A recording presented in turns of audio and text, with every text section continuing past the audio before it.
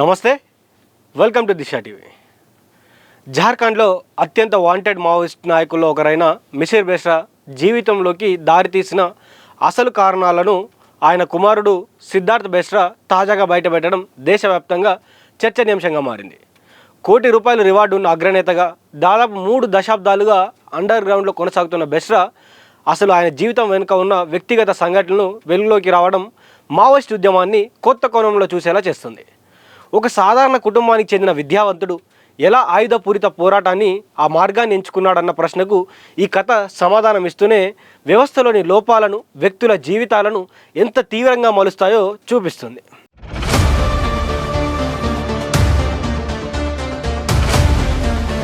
ఇక ఇదే సమయంలో భద్రతా దళాలు టాప్ మావోయిస్ట్ నాయకులపై ఒత్తిడి మరింత పెంచుతూ కఠిన హెచ్చరికలు జారీ చేస్తున్నాయి. లొంగిపోవాలా లేక ఎదుర్కోవాలా అన్న కీలక దశలో ఉన్న ఈ తరుణంలో కుటుంబ సభ్యుల నుంచి వస్తున్న భావోద్వేగ విజ్ఞప్తులు పరిస్థితిని మరింత ఉద్వేగంగా మార్చాయి. సిద్ధార్థ్ చేసిన విజ్ఞప్తి కేవలం ఒక కుమారుడి ఆవేదన మాత్రమే కాకుండా మావోయిస్ట్ ఉద్యమం వెనుక దాగి ఉన్నటువంటి మానవీయ కథలను బయటపెట్టింది. ఈ పరిణామం కేవలం ఒక వ్యక్తి గాథగా కాకుండా మావోయిస్ట్ ఉద్యమం వ్యక్తిగత జీవితాలపై చూపే ప్రభావాన్ని ప్రతిబింబించేలా శక్తివంతమైన ఉదాహరణగా నిలుస్తుంది. మిసిర్ బెస్రా జీవితం చూస్తే ధన్బాద్లోని పీకే రాయ్ మెమోరియల్ కాలేజీలో చదువుకున్న ఆయనకు ఉపాధ్యాయ ఉద్యోగం వచ్చే అవకాశం ఉందన్నారు.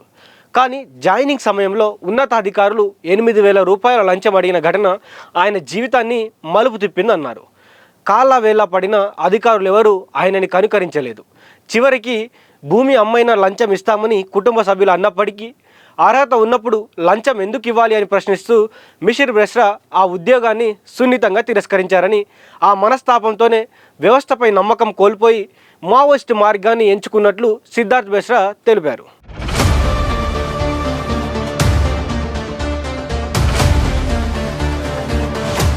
ఇది ఒక చిన్న అవినీతి ఘటనగా కనిపించినప్పటికీ వ్యవస్థలో పారదర్శకత లేకపోతే, న్యాయం అందకపోతే కొందరు వ్యక్తులు తీవ్రమైనటువంటి మార్గాలను ఎంచుకునే ప్రమాదం ఉందని చెప్పే ఉదాహరణగా నిలిచింది.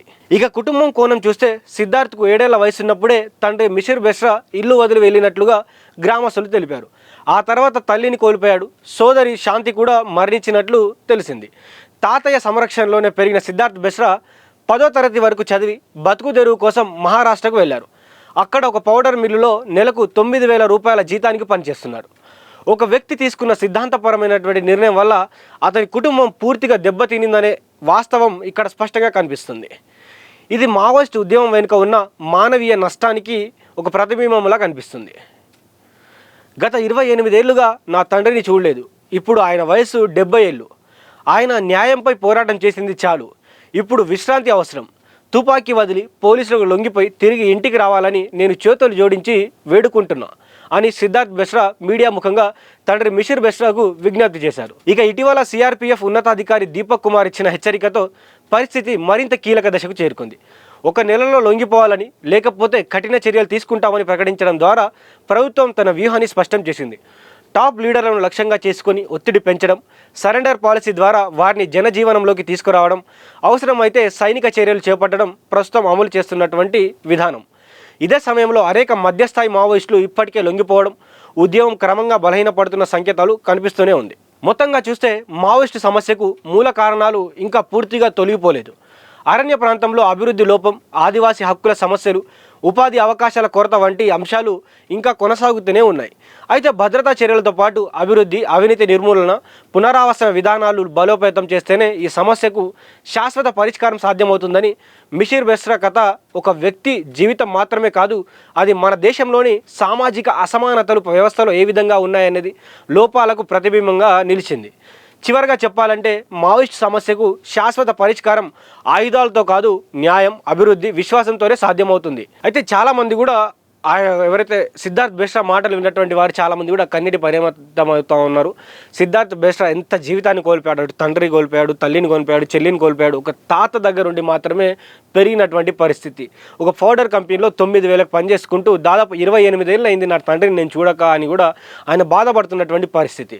చాలా ఎంతోమందిని కలిచివేసినటువంటి కన్నీళ్ళు తెప్పిస్తున్నటువంటి పరిస్థితి. కాబట్టి నిజంగా మిసిరి బెస్రా గారు ఆ మొండి పట్టు విడిచి బయట జనారణ్యంలోకి వచ్చి జనజీవన స్రవంతిలోకి వచ్చి ప్రజలందరితో కలిసి మిగిలినటువంటి జీవితాన్ని వాళ్ళ కుమారుడితో గలపాలని కూడా అందరం కోరుకుందాం. అదేవిధంగా నిజంగానే మిసిరి బెస్రా గారు కనిపించినా కూడా పోలీసులు ఎవరు కూడా సైనిక చర్యలు తీసుకోకుండా ఆయన లొంగ తీసుకునే ప్రయత్నమే ఎంత వీలైతే అంత వీలు తీసుకొని ఆయన లొంగించుకొని మాత్రమే ఆయన జనజీవన స్రవంతిలోకి తీసుకొచ్చే ప్రయత్నం చేయాలి తప్ప ఆయనను హతమార్చే ప్రయత్నం చేయొద్దని కూడా చాలామంది అడుగుతున్నటువంటి పరిస్థితి. కాబట్టి చూద్దాం మరి రానున్నటువంటి రోజుల్లో మరి సిద్ధార్థ్ బెస్రా ఇచ్చినటువంటి మాటలకు మరి ఆయన బయటికి వస్తారా లేదా, మిసిరి బెస్రా గారు బయటికి వచ్చి ఆయన మరి జనజీవన స్రవంతిలో కలుస్తారా లేదా కూడా వేచి చూద్దాం. చూస్తూనే ఉండండి దిశ టీవీ.